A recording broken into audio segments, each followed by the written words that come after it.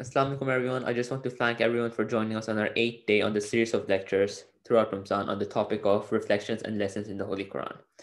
To begin this session, I'd like to request Brother Rasim to do the recitation of Dua Iftitah for Muhammad wa ali Muhammad sallallahu. Allahumma salli ala Muhammad wa ali Muhammad wa ali. Thank you, brother. بسم الله الرحمن الرحيم. اللهم إني أفتتح الثناء بحمدك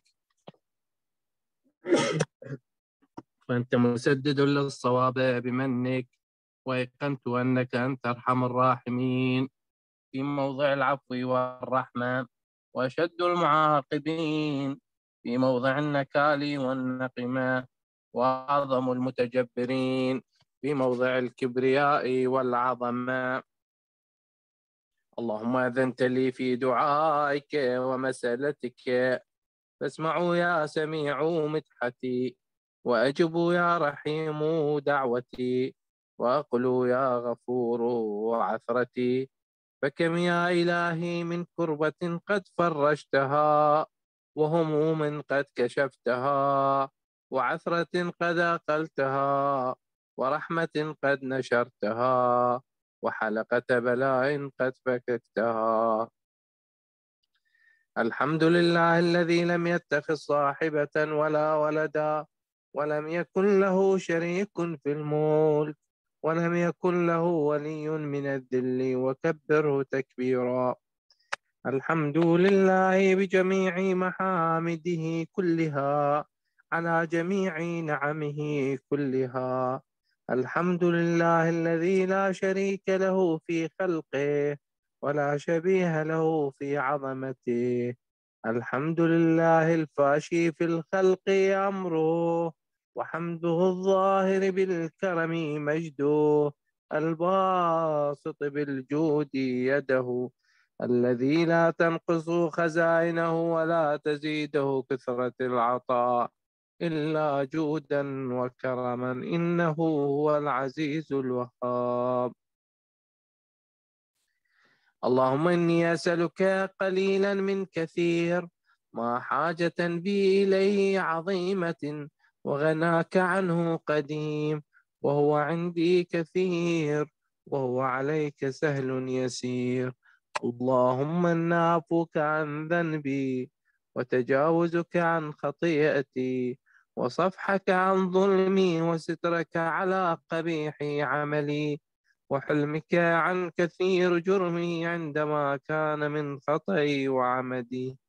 معني في أن أسألك ما لا أستوجبه منك، الذي رزقتني من رحمتك، وأريتني من قدرتك، وعرفتني من إجابتك، وصرت أدعوك آمنا وأسألك مستأنسا، لا خائفا ولا وجلا، مدلا عليك فيما قصدت فيه إليك، فإن أبطأ عني عتبت بجهلي عليك، ولعل الذي أبطأ عني هو خير لي لعلمك بعاقبة الأمور. فلم أرى مولا كريما أصبر على عبد لئيم منك علي يا رب.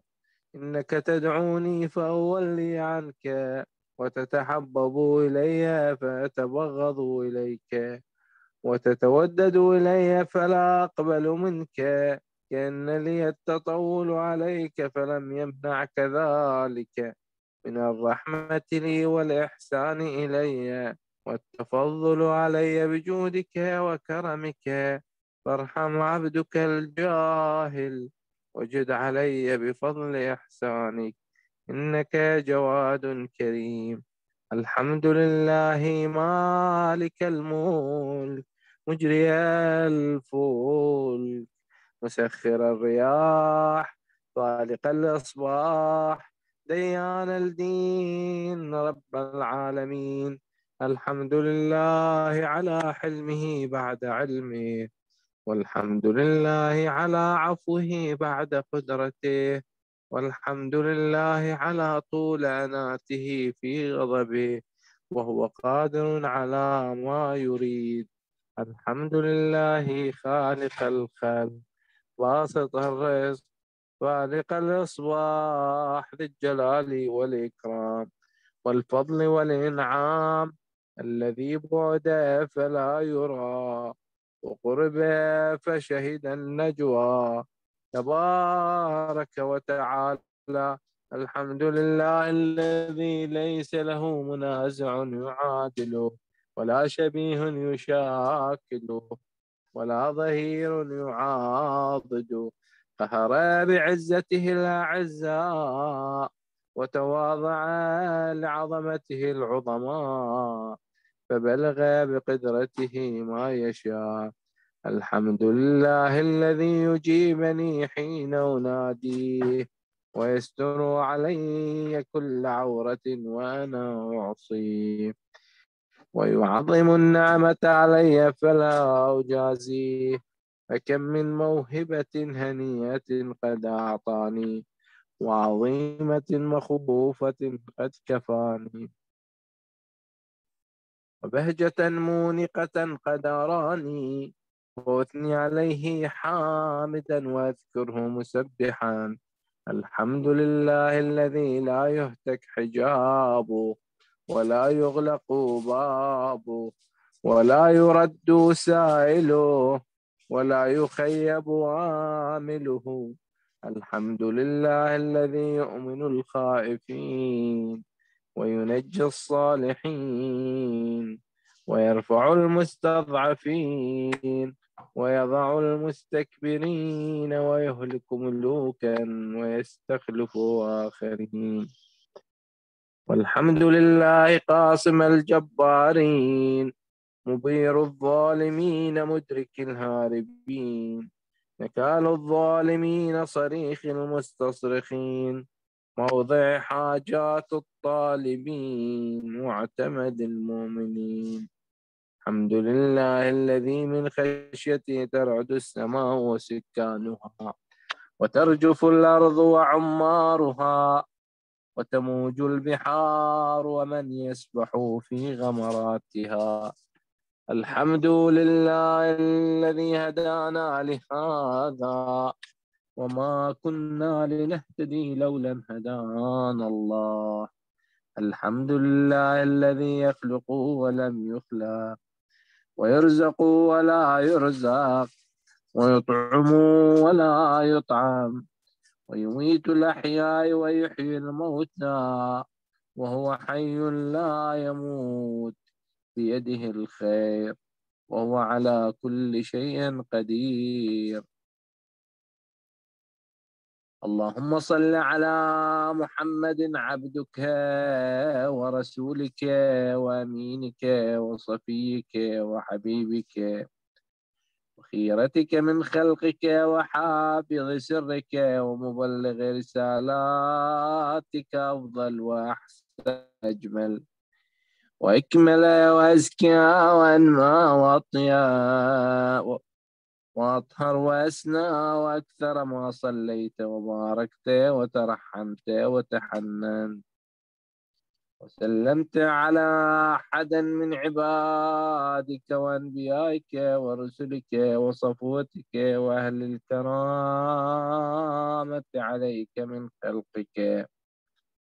اللهم صل على علي أمير المؤمنين ووصي رسول رب العالمين عبدك ووليك وأخي رسولك وحجتك على خلقك وآيتك الكبرى والنبأ العظيم.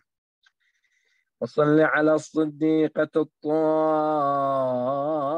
فاطمة الزهراء سيدة نساء العالمين. وصل على سبطي الرحمة وإمامي الهدى الحسن والحسين سيدي شباب أهل الجنة. وصل على أئمة المسلمين علي بن الحسين ومحمد بن علي وجعفر بن محمد وموسى بن جعفر وعلي بن موسى ومحمد بن علي وعلي بن محمد والحسن بن علي والخلف الهادي المهدي، حججك على عبادك وأمنائك في بلادك صلاة كثيرة دائمة. اللهم صل على ولي أمرك القائم المؤمل والعدل المنتظر، وحفه بملائكتك المقربين، وأيده بروح القدس يا رب العالمين. اللهم اجعله الداعي إلى كتابك والقائم بدينك، استخلفه في الأرض كما استخلفت الذين من قبله، مكن له دينه الذي رضيته له، أبدله من بعد خوفه من أن يعبدك لا يشرك بك شيئا. اللهم أعزه واعزز به، وانصره وانتصر به، وانصره نصرا عزيزا، وافتح له فتحا يسيرا، واجعل له من لدنك سلطانا نصيرا. اللهم اظهر به دينك وسنة نبيك حتى لا يستخفى بشيء من الحق مخافة أحد من الخلق.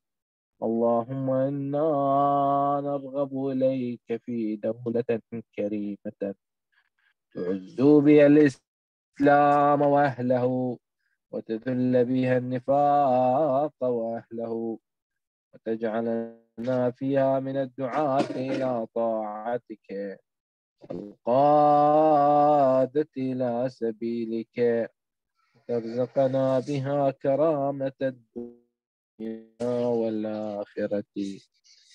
اللهم ما عرفتنا من الحق فحملناه، وما قصرنا عنه فبلغناه. اللهم المن به شعثنا، واشعب به صدعنا، وارتق به فتقنا، وكثر به قلتنا، واعزز به ذلتنا، واغني به عائلنا، واقضي به عن مغرمنا، واجبر به فقرنا، وسد به خلتنا، يسر به عسرنا، وبيض به وجوهنا، وفك به أسرنا، وانجح به طلبتنا، جز به مواعيدنا، استجب به دعوتنا، واعطنا به سؤلنا، وبلغنا به من الدنيا والآخرة آمالنا، اعطنا به فوق رغبتنا، يا خير المسؤولين وأوسع المعطين. اشفي به صدورنا، واذهب به غيظ قلوبنا، واهدنا به لما اختلف فيه من الحق بإذنك، إنك تهدي من تشاء إلى صراط مستقيم. وانصرنا به على عدوك وعدونا، إله الحق آمين. اللهم إنا نشكو إليك فقد نبينا صلواتك عليه وآله، وكثرة عدونا، وقلة عددنا، وشدة الفتن بنا، وكظائر الزمان علينا. صل على محمد وآل محمد، وأنا على ذلك بفتح منك تعجله، وبضر تكشفه، ونصر تعزه، وسلطان حق تظهره، ورحمة منك تجللناها، عافية منك تلبسناها، برحمتك يا أرحم الراحمين.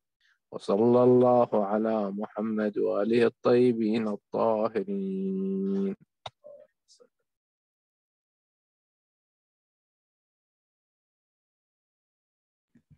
Allahumma salli ala Muhammad wa ala Muhammad wa Jafaraj. Jazakallah, Brother Rasim, for a very beautiful recitation by Fita.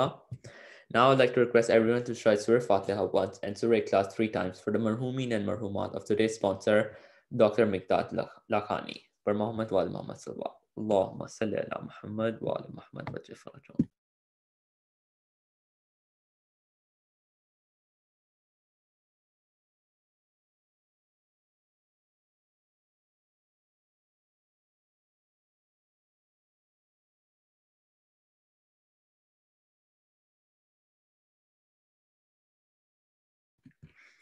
So before I invite the Aga to continue his lecture, in yesterday's lecture, the Aga summarized all the previous lectures and he answered all of our questions. So if you missed that, you can watch that on YouTube. And if you do have any questions, you can comment it during the lecture and Aga will answer it. And now I'd like to request Aga Sayyid Zaidi to continue his lecture on the topic of reflections and lessons in the Holy Quran. Per Muhammad wa Muhammad Sallallahu.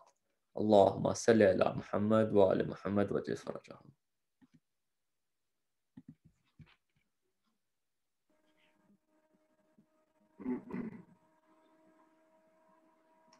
Thank you, Daniel.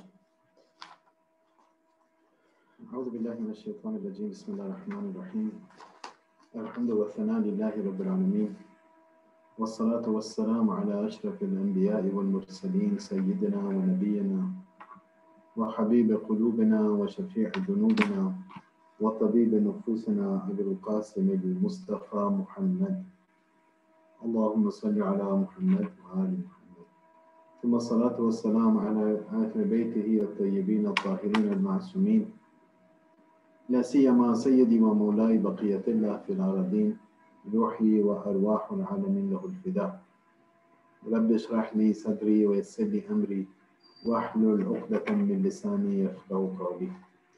Dear brothers and sisters, dear viewers, Assalamu alaikum wa rahmatullahi wa barakatuh. I pray that all of you are doing well and inshallah benefiting from this holy month.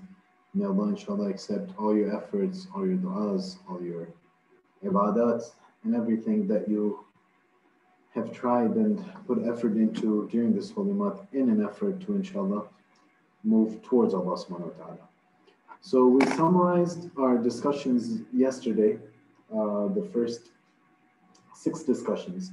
And then yesterday was a summary of those discussions and also somewhat of an open Q&A with regards to those topics. And as Brother Daniel just mentioned that those questions, even now, if you have any questions, please do feel free to put them on the chat or raise your hand and inshallah we'll take care of it. So the place where we reached yesterday in terms of our discussion was we talked about ghafla, we talked about the state of inattentiveness, and we said what causes ghafla? What are some of the causes of ghafla? Why ghafla? Why do I end up being in this inattentive state? Why am I negligent of this existence of Allah? Why am I negligent of His commandments? Why am I negligent of the rules that He's put in place? And one of the aspects of what leads to a state of ghafla, what leads to a state of heedlessness, is what inshallah we will talk about today. So it's Surah Furqan. Let me type that out. Surah Furqan, chapter 25, verse 43. So this is memorization number 7.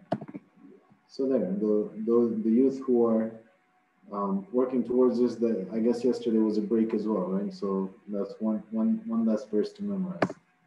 So the more questions you can come up with, right? If you can come up with enough questions where you make me answer questions all day long, the entire session, then that's another one verse less that you have to memorize. Daniel's smiling. I think he has something planned for tomorrow, inshallah. Okay, so Surah Furqan, chapter 25, verse 43. أَرَأَيْتَ مَنِ اتَّخَذَ إِلَهُهُ هَوَاهُ أَفَأَنْتَ تَكُونُ عَلَيْهِ وَكِيلًا. So Allah subhanahu wa ta'ala is talking to the Holy Prophet.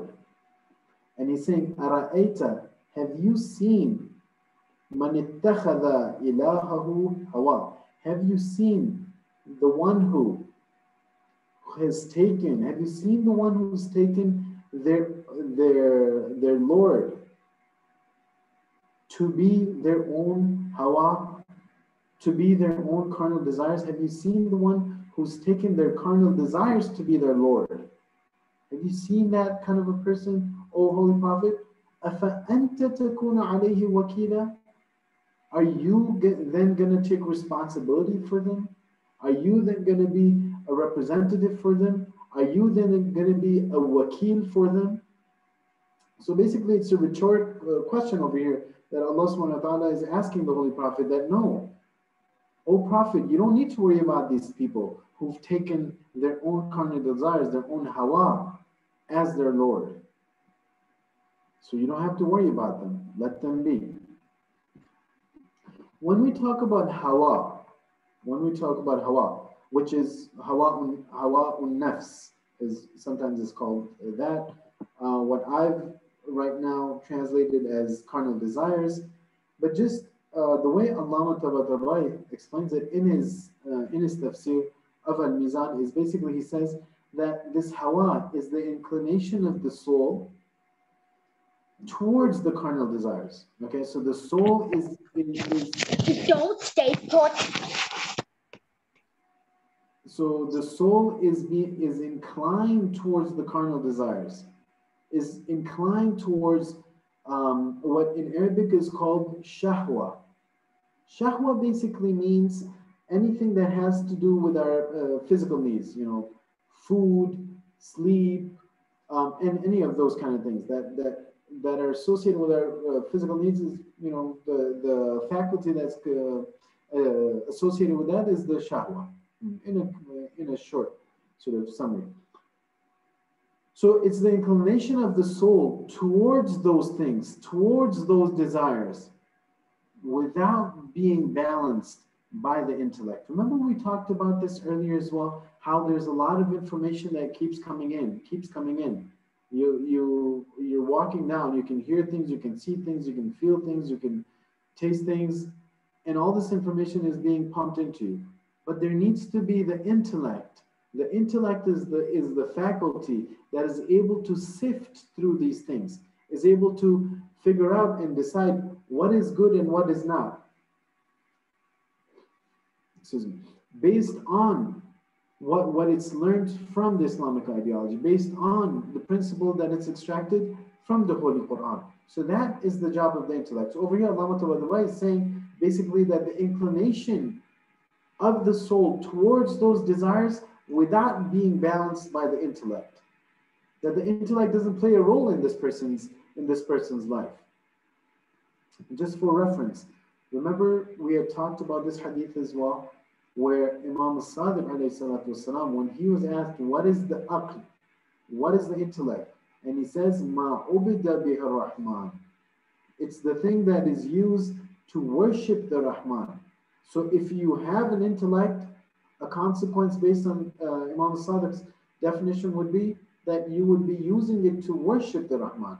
And if an individual is not worshiping the Rahman, then they would not be an intellectual based on Imam Sadiq's definition. Remember one concept that applies to a lot of these things that we're talking about, which is the concept of it being a spectrum. Remember we talked about this yesterday? We said that even a kafir, you can say there's a spectrum of kufr, there's a spectrum of rejecting God, there's a spectrum of iman. All of these things are on a spectrum. So anyways, if a person worships or follows their carnal desires, and then the next thing that he mentions is if someone follows something, it's as if they worship it. So if I follow my carnal desires, it's as if I've taken, it's as if I worship them. It's as if I've taken them as the criteria, them as the entity that decides for me what I should do and what I shouldn't do.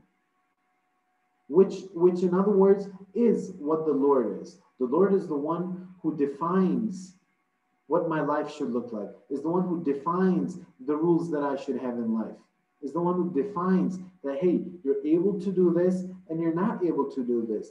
This is allowed and this is not allowed. Sometimes it's God from people. Sometimes it's their own desires. Sometimes it's the norms of society. Sometimes it's the traditions of families. Sometimes, and so on and so forth. Sometimes it's whatever the friends say. Sometimes it's whatever and so on and so forth, right? There's all these different things that are pulling people in different directions. A person who's able to live their life where they respect and follow the rules of Allah subhanahu wa ta'ala, this is a person who's a true, in the true sense of the word, a mu'min, who has brought iman, who's believed in Allah subhanahu wa ta'ala. But over here, what we're talking about is, أَرَأَيْتَ مَنِ اتَّخَذَ إِلَهُهُ هَوَاهُ. O Prophet, have you seen the one who's taken their own desires as their Lord? They follow their desires. That means that they worship their desires, and that's the word that's used. Ilah, ilah. أَرَأَيْتَ مَنِ اتَّخَذَ إِلَهَهُ هَوَاهُ. Have you seen the one who's taken their Lord as their desires as the Lord? So there's a question over here. So therefore, every mu'min is an intellectual person? No, not necessarily. Because as I mentioned, that mu'min depends on how you define a mu'min. Right? If a mu'min is someone who says, La ilaha illallah, Muhammadur Rasulullah, and then also believes in the wilayah and the imam of Amir al-Mu'mineen, is that your definition of mu'min? So if I've said that, right? If I've said La ilaha illallah, Muhammadur Rasulullah, automatically I'm a Muslim. So all the ahkam and all the laws that apply for a Muslim apply to me as well. Now, you said a Shia of Imam. How do you define a Shia of Imam? A person who just claims that they follow Imam Ali? A person who claims or believes that he was the rightful successor of the Holy Prophet? Is that your definition? From his heart. Okay, so what are the consequences of that? Okay, if a person, and please, brother, if you want, you can feel free to raise your hand and you can speak up if it's easier for you. So basically, let me summarize what the brother is saying. He's saying, so therefore, every mu'min is an intellectual person, and then I said some stuff. Then he said, he defined the mu'min as a Shia of Imam, and then I asked more questions. Then he said, from his heart. Right, so this is a person, basically what he's saying is who believes in the Imam being a successor of the Prophet from his heart. But does it lead to somewhere, or is it just something that's verbalized? If it's from the heart, so one part of being a mu'min is that they're Shia of the Imam. Based on one aspect of the definition that Imam Sadiq ﷺ is saying, an intellectual, the way he's defining it is if this person is using their mind to worship Allah subhanahu wa ta'ala. Now, following Amir al-Mu'mineen is also worshiping Allah subhanahu wa ta'ala. Why? Because Allah told the Prophet to tell the world that this is the one after me. He is the rightful successor after me. So if someone follows that, they're worshiping Allah. They're listening to Allah. They're submitting to the will of Allah. They're submitting to the laws of Allah. But as I said several times, that there's a spectrum. Not every Shia, how we define Shia, worships Allah subhanahu wa ta'ala how he deserves to be worshipped. There's so many, unfortunately, people who claim to be the Shia of the Imam, and alhamdulillah, they have the love of but there's a misconception. It's an incomplete understanding of what a Shia is. For example, you'll find people who claim to be the Shia of the Imam, they love the Imam, they say we love the Imam, they do everything for the Imam, but they don't pray. There's absolutely no doubt that God forbid, if there is a mu'min who loves the Imam or claims to love the Imam but does not pray, there is no doubt that this person is not going to get out of jail free card. There's absolutely no doubt. I'm not God to be able to decide if this person is going to go to hell or if they're going to go to heaven or if they're going to be in the middle, who am I to decide that? But the explicit verses of the Quran, the explicit hadith of the Ma'sumin alayhi salam, the Imams themselves, the Holy Prophet sallallahu alayhi wa sallam himself, pushes us to believe that, listen, just saying it is not enough. If you are a follower, if you're a mu'min of Ali, then act like Ali acts. And this is a hadith from Imam Amir al-Mu'mineen himself. مَنْ يُحِبُّنَا فَلْيَعْمَلْ بِعَمَلِنَا. Whoever loves us or claims to love us, then act according to our actions. فَلْيَعْمَلْ بِعَمَلِنَا. Right? So it depends. Not everyone who claims to be a mu'min. But a true mu'min, yes, of course, they're an intellectual. There's nothing more, there's nothing higher in level than a mu'min who's a true mu'min. And as we read in the verses that we've been talking about, قَدْ أَفْلَحَ الْمُؤْمِنُونَ. Verily, indeed, the mu'minun are the ones who are successful. The mu'minun are the ones who are successful. But right after that, right? So this was from, let me just make sure so this was from Surah Mu'minun, which is chapter 23, verse 2. I just want to make sure I read the last part correctly for you, just to highlight the point that I'm making over here.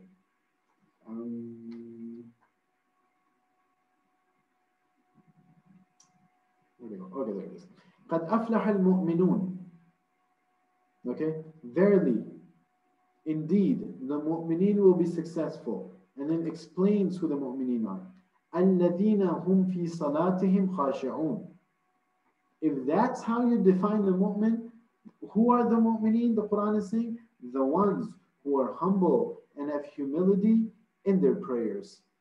If that's a mu'min, then yes, of course. Yes, of course they're an intellectual. They're, not only are they praying, but they're praying in the best shape and form.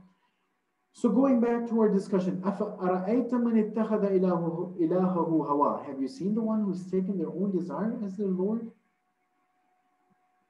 Right, then we talked about how Allama Tabatabai, rahmatullah alayhi, may Allah elevate his status and bless his soul, how he defined hawa as. And at the end of the verse, it's saying, أَفَأَنْتَ تَكُونُ عَلَيْهِ وَكِيلًا. O Prophet, are you going to take responsibility? Are you going to be the wakil for this person? And basically, it's a rhetorical question where Allah is saying, don't bother yourself, O Prophet. This is not in your control. This is someone who Allah, after this person, this servant, rejected Allah and rejected Allah and rejected Allah and rejected Allah and worshipped their own desires and worshipped their own desires, worshipped their own desires.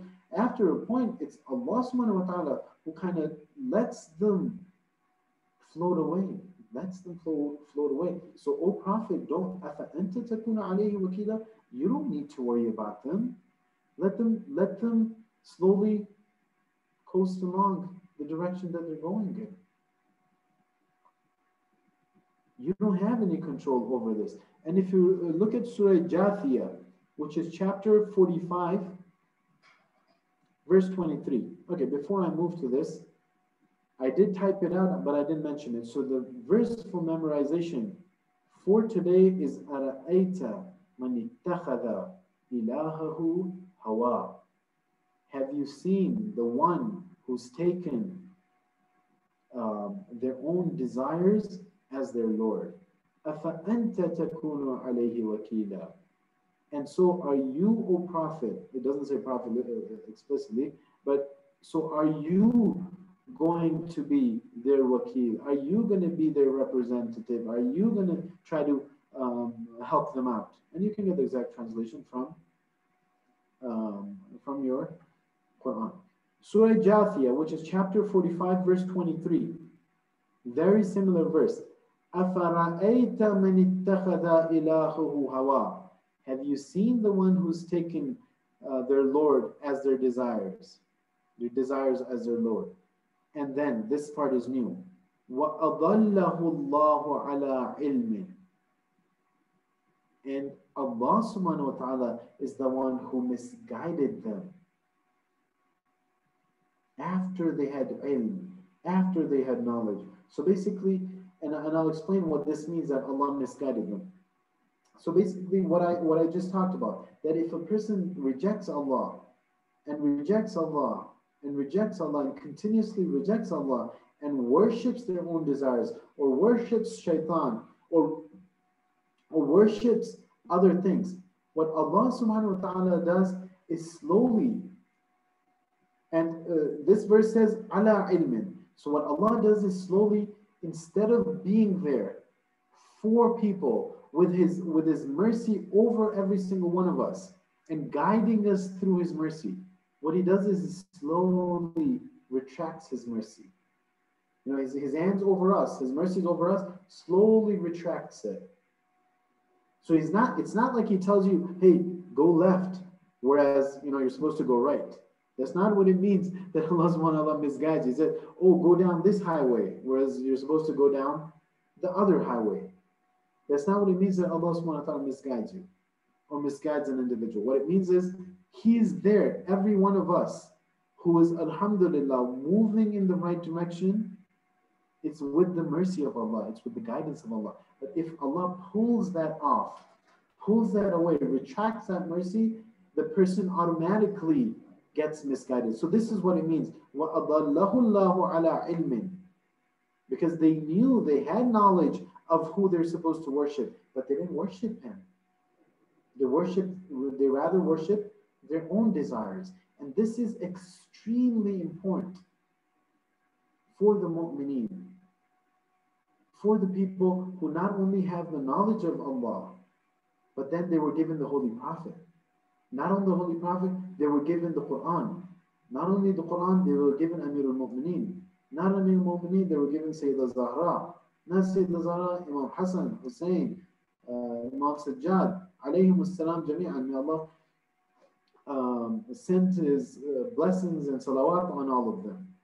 And till the end, till our last Imam, Ajjalallahu ta'ala Farajah Sharif. He's given us all these things.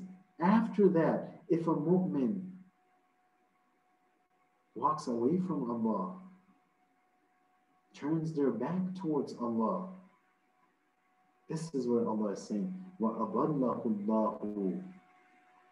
اللَّهُ عَلَىٰ عِلْمٍ. That they knew everything, yet they rejected, yet they didn't come towards, yet they didn't run towards Allah. This is where Allah misguided them. And check this out, right? The continuation of the verse. وَخَتَمَ عَلَى سَمْعِهِ.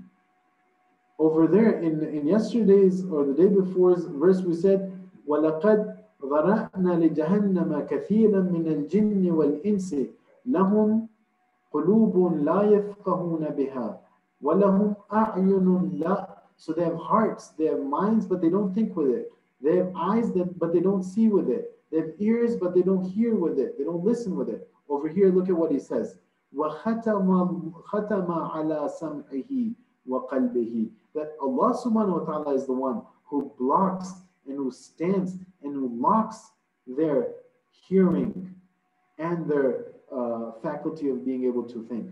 عَلَى سَمْعِهِ وَقَلْبِهِ. Because they keep rejecting Allah and moving away from Allah. Now Allah khatama ala sam'ihi wa qalbihi wa ja'ala ala basarihi ghishawa, and puts a curtain and a veil on their eyes because they keep rejecting Allah subhanahu wa ta'ala. فَمَنْ يَهْدِيهِ مِنْ بَعْدِ اللَّهِ. So who can guide such a person after Allah subhanahu wa ta'ala, other than Allah subhanahu wa ta'ala, after Allah has done this to them, after they rejected Allah subhanahu wa ta'ala over and over and over and over again, after all they worshipped was their own carnal desires. أَفَلَا تَذَكَّرُونَ. Do they not take a lesson from this? Did they not see the people in the past who, because they rejected Allah, that they got to a point where then Allah started rejecting them?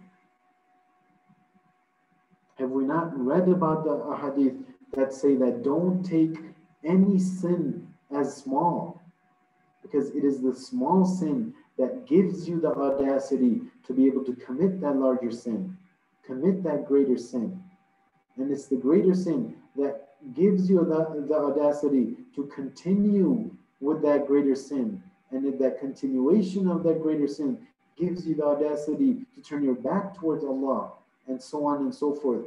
Before you know it, طَالَ عَلَيْهِمُ الْأَمَدُ فَقَسَتْ قُلُوبُهُم. Remember the verse we talked about? أَلَمْ يَأْنِ لِلَّذِينَ آمَنُوا أَن تَخْشَعَ قُلُوبُهُمْ لِذِكْرِ اللَّهِ. Has the time not come for the mu'mineen that their hearts are humbled for the remembrance and the dhikr and submission to Allah subhanahu wa ta'ala? And that they're not like the people who were there before them. فَطَالَ عَلَيْهِمُ الْأَمَدُ. So time passed them by. فَقَسَتْ قُلُوبُهُم. And their hearts were hardened. See how it all comes together? One of the most foundational and reasons for one to be able to get to the state of ghafla, get to the state of inattentiveness, is this itself. Is that I slowly start moving away from Allah, that I start breaking the rules of Allah, and I start worshipping my own desires. Extremely important. So when we say, why ghafla? How ghafla? This is how. The baby steps, the initial steps of starting to worshipping my own wants. What I want to do is what I will do. And before we know it, we God forbid, reached a point where there is no turning back. God forbid. God forbid. There's a question here. Let me just see what that says.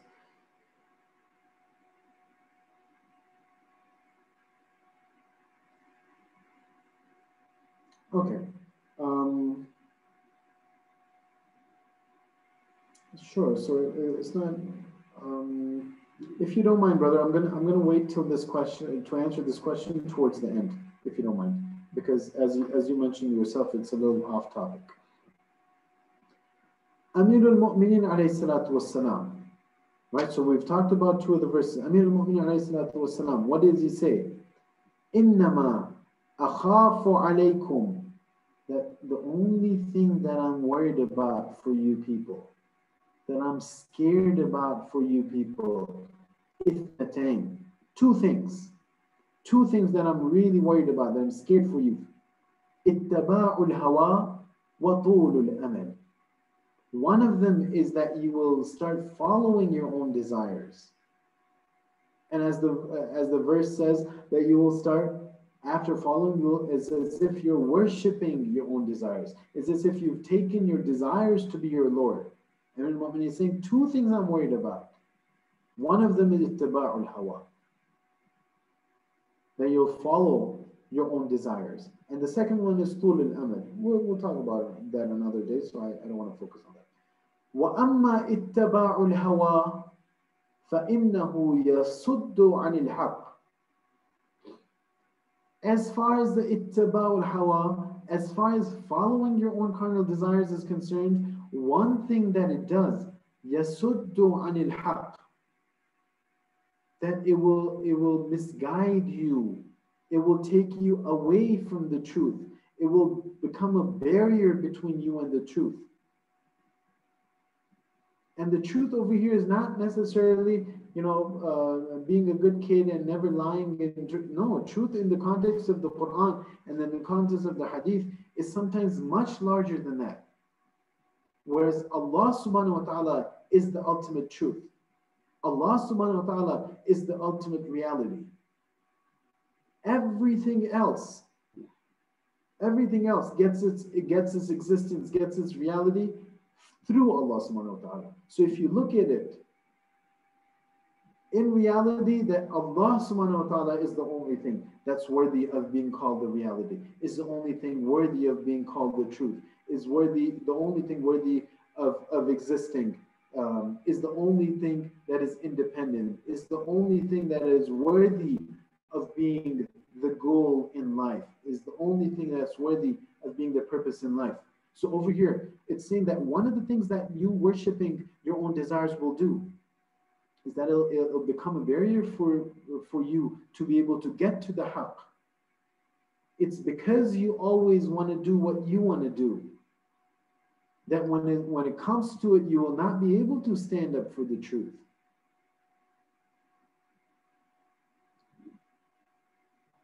These things that happened in 61 Hijri in Karbala will repeat themselves over and over and over. And they happened before that as well, during the times of the prophets. Where on one side, it's the messenger of Allah subhanahu wa ta'ala. It's the Imam of Allah subhanahu wa ta'ala. The God-sent Imam. And on the other hand, it's my own lowly, worldly desires. It's my want to become the governor of a certain city. It's my want to become the manager of a company. It's my want to become the best in my class. It's the want to become the one who gets the best job. It's the one to become the one who gets the most praise in my community. It's the want to become the one who everyone talks about, how this person really donates a lot to the community, and so on and so forth. It encompasses everything. It's not just at the places of sin. No, it happens, and it can happen in our own masajid as well. It can happen in our own centers as well. Wherever a person's own personal desires, their own personal wants, their love for position, their love for money, their love for anything that is worldly, overcomes what is right, overcomes what Allah subhanahu wa ta'ala has commanded, overcomes what the right thing to do is. This is a person who would at some degree be a manifestation of this verse. Have you seen the one who's taken their own desires as their Lord? It's a misconception that sometimes whenever we read these verses, we think of it as the kuffar. Oh yeah, we're talking about the kuffar. Yes, the verse might be revealed about the kuffar. The verse might have been revealed about the hypocrites or the munafiqeen. The verse might have been revealed about the enemies of Islam, but there's a spectrum. If those traits even have a hint of those traits within me and my characteristics and the way I carry myself, then the verse applies to me as well. And we've seen in the Hawza, we've seen the teachers of akhlaq, the teachers of spirituality, using these verses to shake people up, to wake people up from the slumber, to be able to self-reflect. Am I, God forbid, one of those people who would be, who this verse would apply to? Do I lead my life in a way where my desires are more important to me than anything else? And if that is the case, then that should be a red flag for me to wake up and understand that it's not just one small thing. This one thing that I think is small, where I put my own personal interests above and beyond what is right. That this is me drifting away from the truth. This is me not being able to stand up for the truth. This is me worshiping my own desires. And this, God forbid, if it continues and becomes a part of who I am, then it will lead me to the state of ghafla. It will lead me to the state of inattentiveness. It will lead me away from Allah subhanahu wa ta'ala. Whereas I used to come and help out at the center to get closer to Allah subhanahu wa ta'ala. The coming to the center, the helping out the center, because I was not able to manage my expectations, because I didn't really understand what are some of the positive characteristics that I should have, what are some of the negative characteristics that I shouldn't have. I was at the center, I was at the masjid every day, every week. But unfortunately, that in itself became a means of taking me away from Allah subhanahu wa ta'ala, taking me away from the remembrance of Allah, taking me away from the dhikr of Allah. وَاذْكُرُوا اللَّهَ ذِكْرًا كَثِيرًا, the Quran is saying. And another verse is saying, وَلَا تَكُنْ مِنَ الْغَافِلِينَ, and do not be of those who are negligent, do not be of those who are inattentive. One of the main reasons that we were led to that state is أَرَأَيْتَ مَنِ اتَّخَذَ إِلَهُ هَوَاهُ. Have you seen the ones who follow their own desire? Surah Sad, which is chapter 38, verse number 26. لا تتبع الهوى, explicitly saying, hey, do not follow your desires.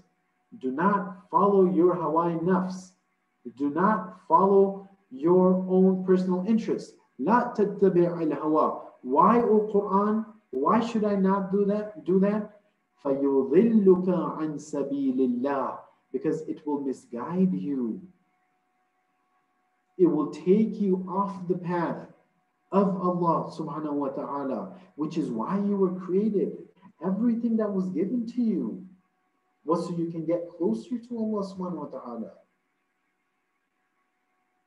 The iman that you were given, the blessings that you were given, the health that you were given, the security that you were given, the body, the parents, the kids, the house, the money, the job, the respect, the everything.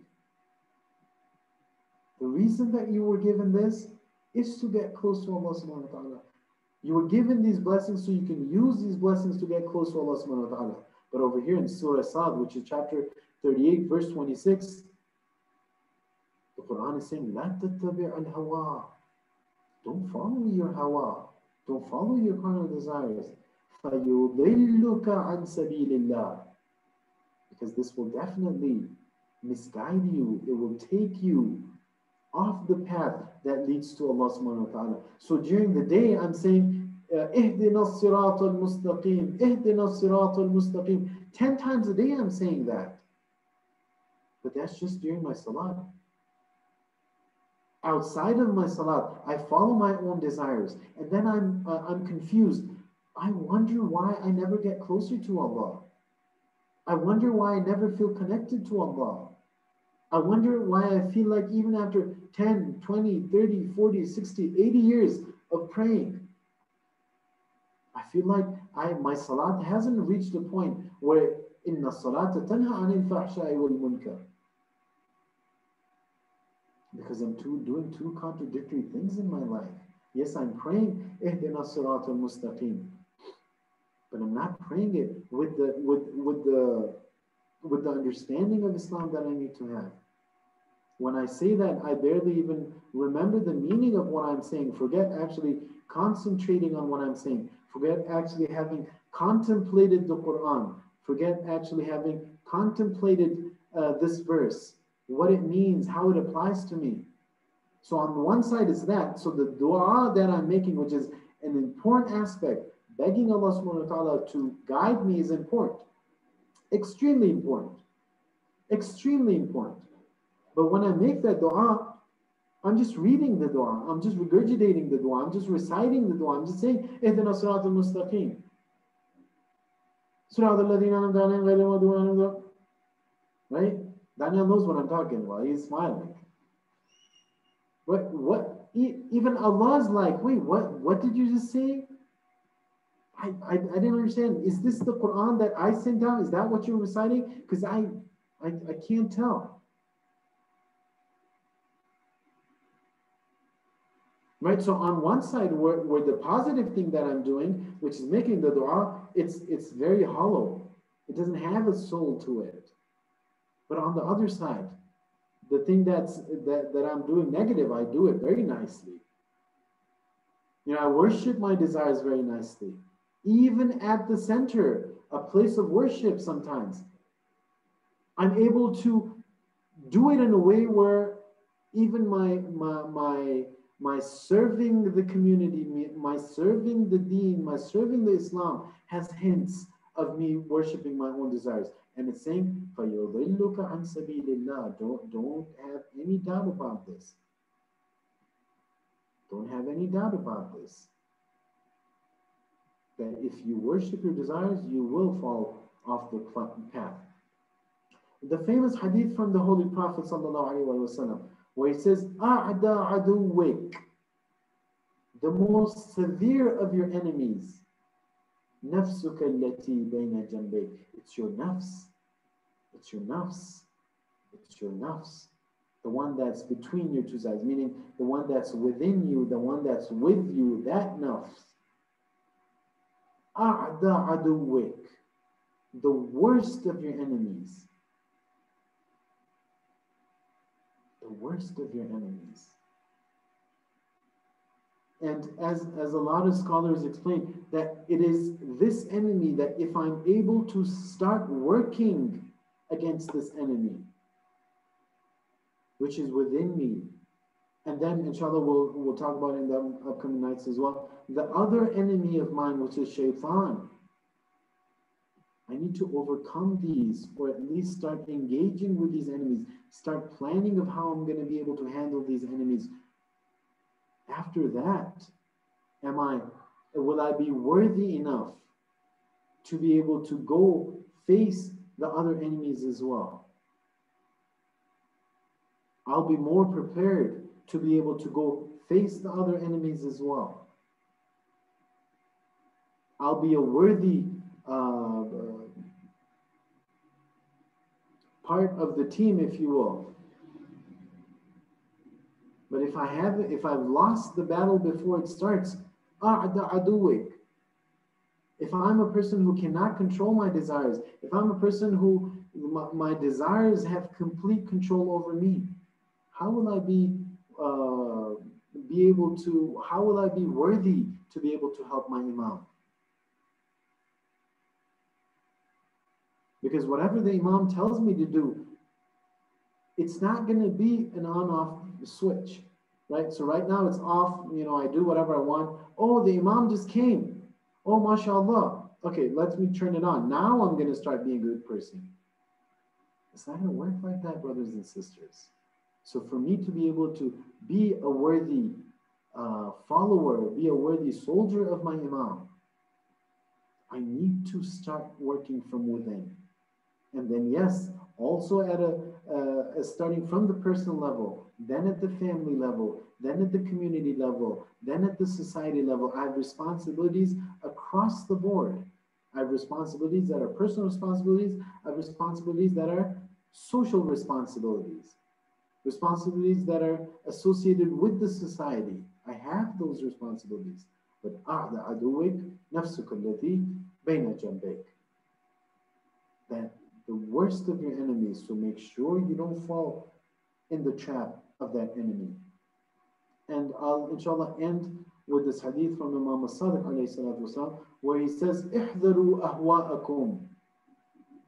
Be wary of your hawa, be wary of your nafs. Just like كما تحذرون أعداءكم. Just like you're wary of your enemies. Just like how you put security alarm systems in your houses.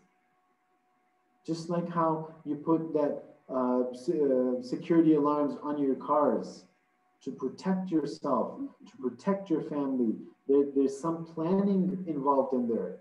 There's some pre-planning involved. You're thinking about how an enemy can enter my house, how a thief can enter my house, how someone can steal my car, how can some... So you think about those things and you try to protect yourself. So he's saying, even for your own nafs, plan accordingly.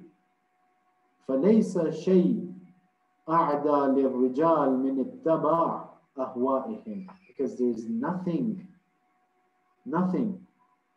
that's worse for a man other than their own, them following their own desires.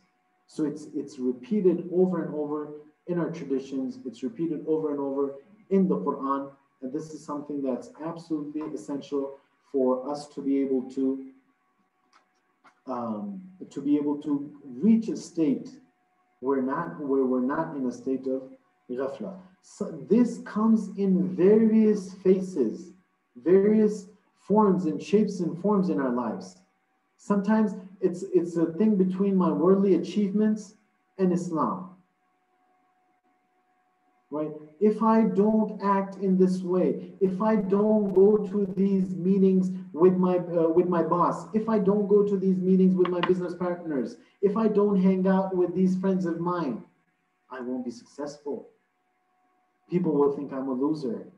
People won't give me the business deals. I won't get promotions at work. No one's going to be my friend at school. No one's going to be my friend at university. I can't get a good job until I'm able to go and hang out with them, no matter where they are. This is a person who hasn't understood Islam. This is a person who hasn't understood that Allah subhanahu wa ta'ala is the one who controls everything. Even if you take it as a fact of life that there's absolutely no way, brother, you don't know how it is in Ireland. You don't know how difficult it is. I can't get a job unless I go hang out with my boss at the bar. Okay, if we take that as a fact, then who says you have to stay in Ireland? Who says you have to work at that company? Who says you can't start your own business? Who says? There's an endless list of who says. And a verse of the Quran says the exact same thing. That says that was the earth not wide enough for you? That your biggest excuse for compromising the laws of Allah subhanahu wa ta'ala was that there was no other way? And the Quran is saying it's a joke.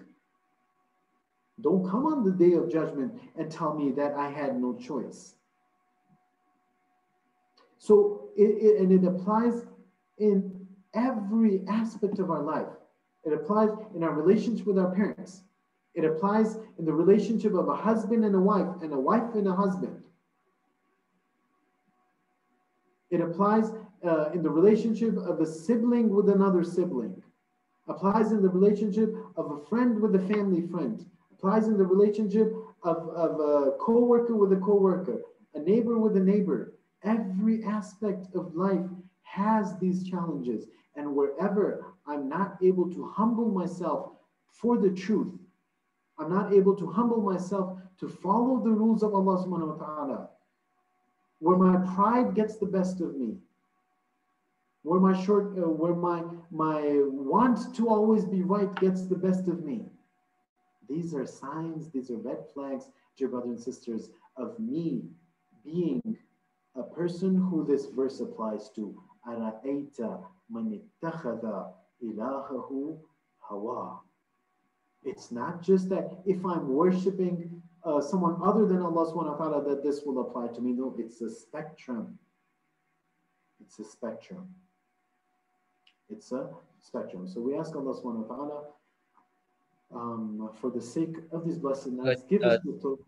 Sorry to interrupt you, but someone asked a question before and you said you'll answer it towards the end. Yes. So what I was thinking is I'll just make the dua and then quickly look at the questions, and then inshallah we can do the dua after that. We ask Allah subhanahu wa ta'ala, for the sake of these blessed nights, for the sake of this blessed month, give us the tawfiq to be able to understand our nafs. Give us the ability and the tawfiq to be able to understand our carnal desires.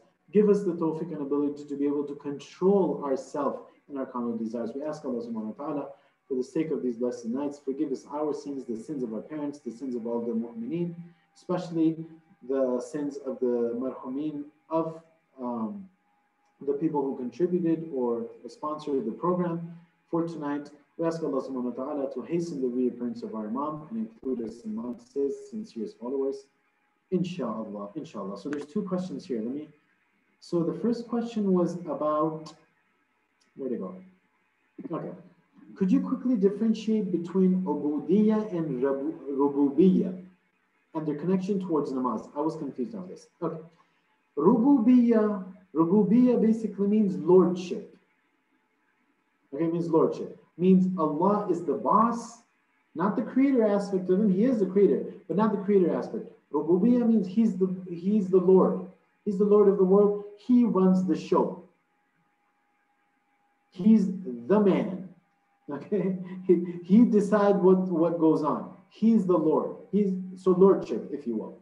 Ubudiyya means submission or servitude. Servitude is the best word for ubudiyya.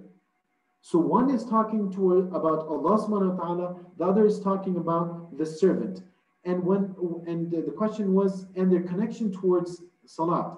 So in salat, basically what me as an abd, as a servant, as a human, what I need to understand is the concept of ubudiyya, that I need to express this servitude, express this humility, express this humbleness, bow down to Allah subhanahu wa ta'ala.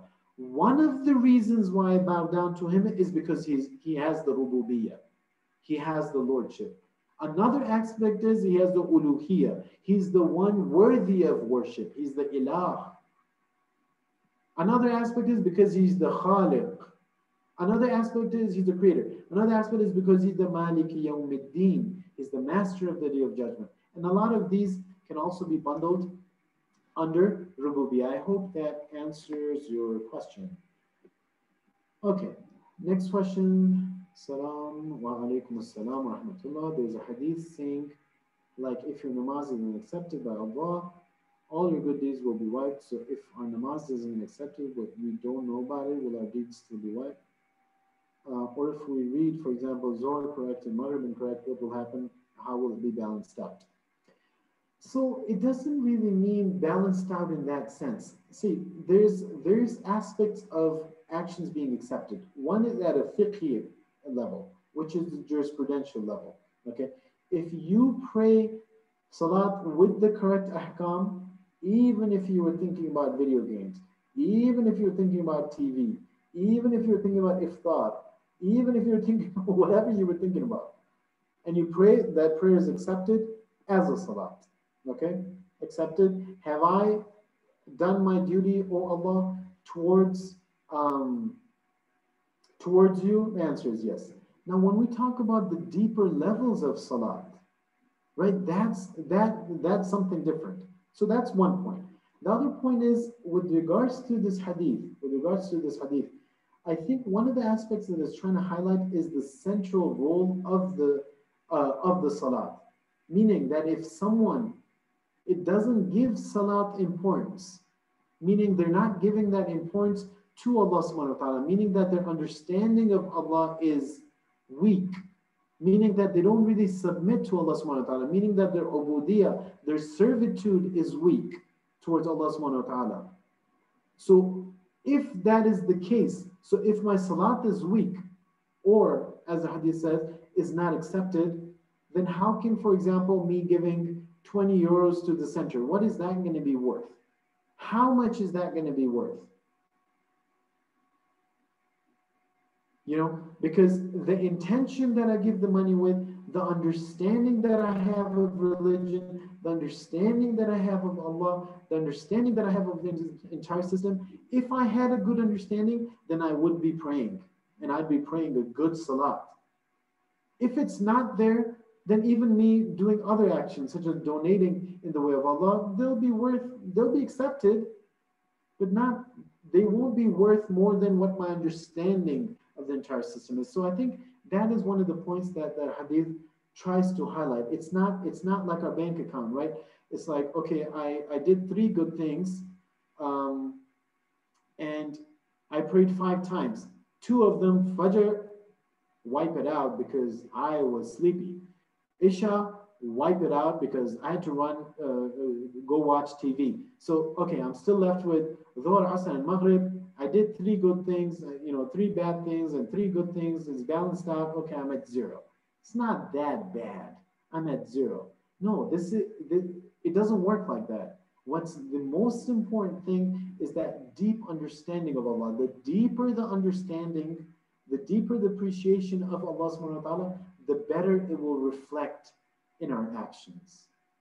And that is why, and one of the best ways to reflect that understanding, reflect that humility, reflect that servitude towards Allah subhanahu wa ta'ala is through the salat. And I think that is probably what the hadith is pointing towards more. I hope that answers the question. If not, you can send a follow-up question. So Daniel, basically the reason I wanted to do the dua before is if anyone wants to leave, because our time was kind of up. So if anyone wants to leave, they can go ahead and leave. And whoever has any follow-up questions, I don't mind staying back. So if there's no more questions, I think there's only a few minutes left for your iftar as well. You can just play the dua.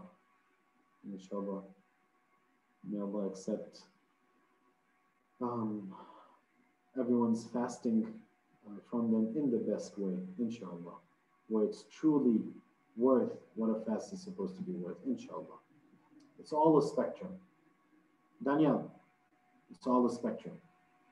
Okay? If you're going to learn 4 words from our talks, it's all a spectrum. Okay? It's all a spectrum. But remember to learn the verses as well, because Allah's words are a lot more important than my own self-created, it's all a spectrum kind of words. Okay. Fi amanillah. Thank you so much, Aga. And as this is my last day hosting, I just want to thank you for making it a very enjoyable and very interactive event for me to host and enjoy. And thank you again for giving a very brilliant lecture. And so we're going to conclude our event with the recitation of the Muhammad. Let me ask you a question before that. Now that you're not going to be hosting, are you going to be sitting there with your camera closed? Are you going to come? Are you not going to come? Or are you going to be just deprived of being able to do your ziyarat every day? I'm still going to be here listening to the lectures. Okay. Thank you, Daniel. Thank you. Appreciate Thank you so it. much, Aga. Allah inshallah accept all your efforts. Thank you. برموت والمومد الصلوات اللهم صل على محمد وعلى محمد وجل فرجهم. بسم الله الرحمن الرحيم اللهم صل على